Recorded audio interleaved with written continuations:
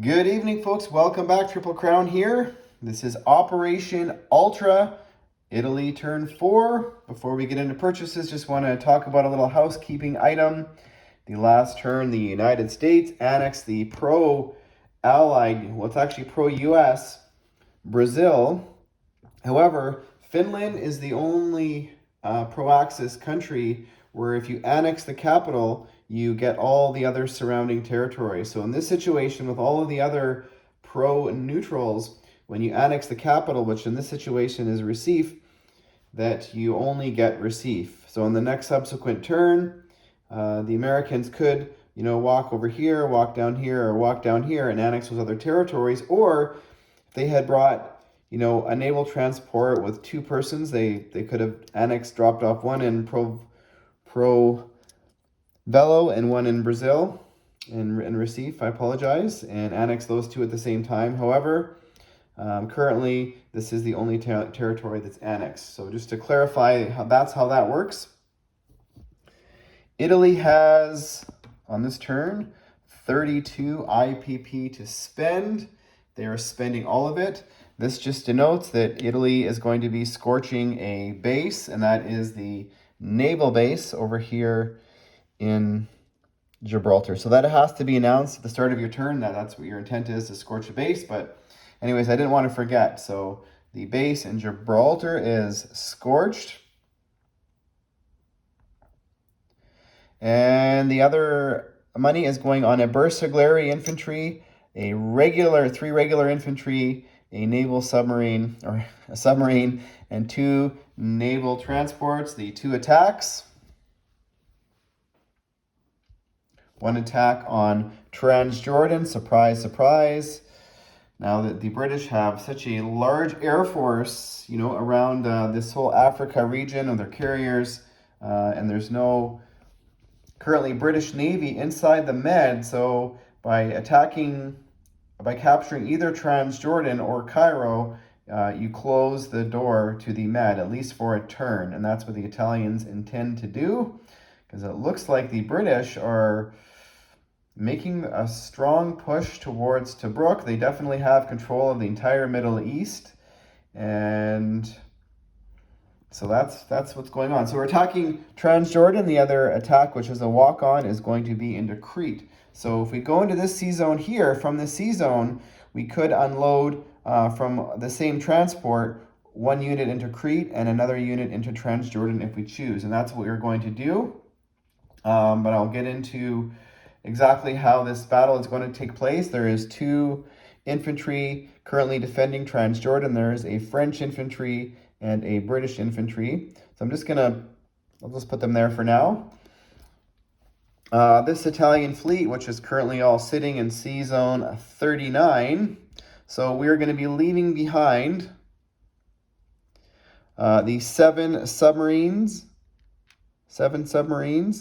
and 1 destroyer behind. So these 3 naval and one naval transport behind.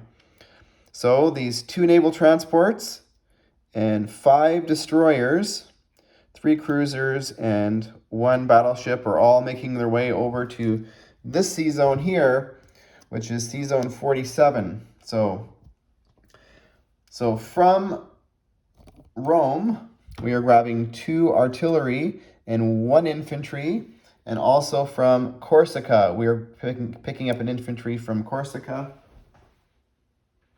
And since we are doing this, so 1 transport has an infantry and an artillery, and the other transport has an infantry and artillery. 1 transport is going to be dropping off 1 infantry in Crete and 1 artillery in Transjordan. And the other naval transport is going to be dropping off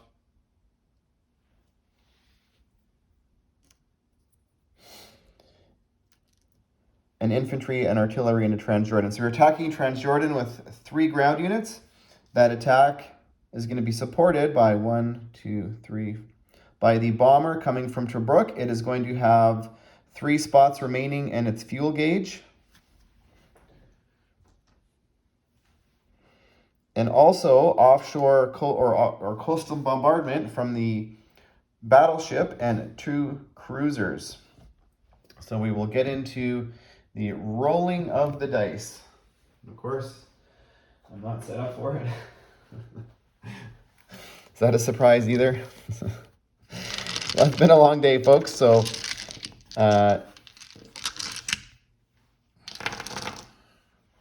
we will, can you see that with the tray? Okay. So we'll do Coastal and Bombard first. So we have 2 cruisers at 4 and a battleship at a 6. So we'll roll those dice. And we scored 2 hits. We got a 2 and a 4, so that's enough. We didn't even have to attack with anybody else. So in defense, there is 2 at 4 defending, and they scored 1 hit. So we will lose an infantry, and they will lose the French infantry and British infantry. So successful attack. The other attack is a walk-on into Crete. So those get flipped over. The air transport is going to make its way back to Trebuk.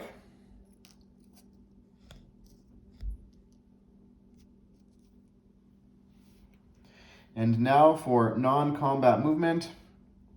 So I did mention, how did that happen? I'm going to have to figure out where that infantry came from, but not right now. So I mentioned that 1 naval transport and 1 destroyer was remaining behind. So all of the submarines, 7 submarines, 1 naval transport, 1 destroyer remained behind in Sea Zone 39. And this Navy down here is now in Sea Zone 47 off of Cairo, which is 2 naval transports, 5 destroyers, 3 cruisers, and 1 battleship. So those are all currently sitting in Sea Zone 47. Now we will get into other non-combat movement. So the air transport sitting in Romania is going to fly back to Rome. The infantry in Romania is going to walk into Western Ukraine. The light armor in Yugoslavia is going to drive 2 spaces, actually, into Western Ukraine. Actually, this infantry that walked from Romania into Western Ukraine is going to walk into Bessarabia. So it's in Bessarabia, and the light armor is in Western Ukraine. The mech towing the artillery is going to drive 2 spaces into Romania. And there is a light armor sitting in Rome. It's going to drive 1 space into Marseille. So the 1 light armor is in Marseille.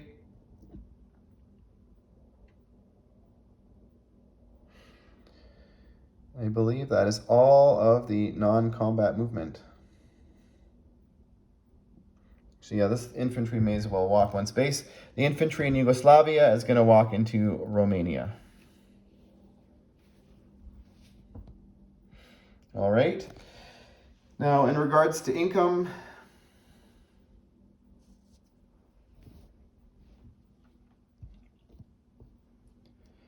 Italy still holds, has lost 3, so they're down to 23. 25, 26, 27, 28, 30, 31, and 2 NO bonuses of 1 of 3 and another 1 of 3, so 37 IPP. I actually forgot to place new units. So 1 Bersaglieri infantry is going into Tobruk. 2 regular infantry are going into Tobruk. 1 submarine is going into Sea Zone 39. The 2 naval transports are also going into Sea Zone 39. And 1 infantry is going into Rome.